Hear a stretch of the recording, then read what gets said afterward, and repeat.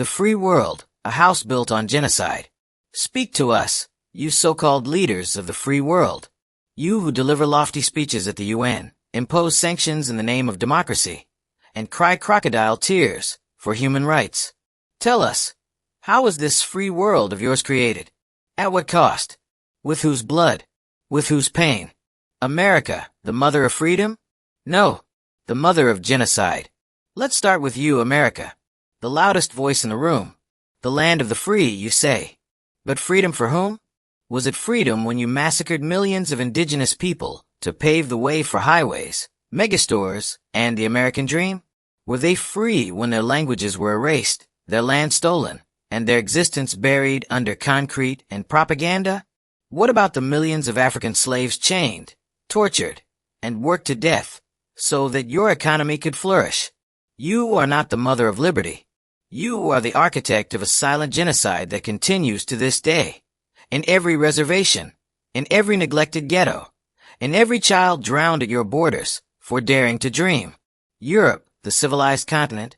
No, the blood-soaked continent. And you, Europe, don't hide your face behind words like civilization, integration values.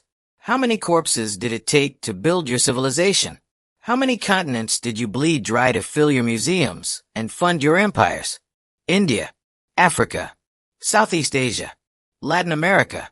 Your kings and queens led genocidal crusades in the name of God and glory, and today they are immortalized in statues and schoolbooks, while their victims are left without names, without graves, without memory. This is not civilization. This is barbarism dressed in a diplomatic suit. 2025. Genocide hasn't ended. It's just been normalized. If anyone still believes genocide is a relic of the past, open your eyes. This is 2025, and genocide has become just another headline we scroll past. Palestine. 75 years of systematic extermination, displacement, and colonization. And the free world watches in silence. Congo. Over 6 million dead for cobalt, coltan, and gold. The minerals that power your phones and laptops.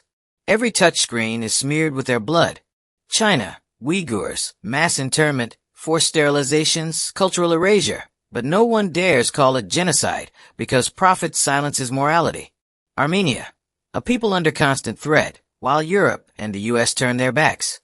Sudan, Tigray, Mali, Syria, Afghanistan, Hazara, Myanmar, Nigeria. Ongoing. Relentless genocide in all these places, but it doesn't matter. The victims aren't white. They aren't Christian. They aren't strategic allies.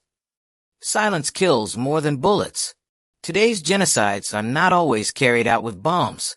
They're carried out with silence, with ignored resolutions, with blocked humanitarian aid, with visa bans and cowardly neutrality.